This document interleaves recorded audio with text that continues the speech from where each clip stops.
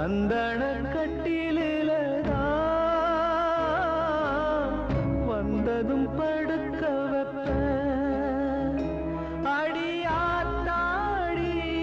வாராடி இப்ப ஊர்கோலம் அவ போராடி என் தங்கச்சி தாய்தான் விட்டு புட்டு போறா நானும் இப்ப தனி மறந்தா ஏ சாமி ஏன் இந்த அவசரந்தா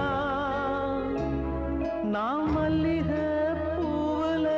கட்டி வச்ச மாலை மண்ணுல வாடுது இப்ப இந்த வேளை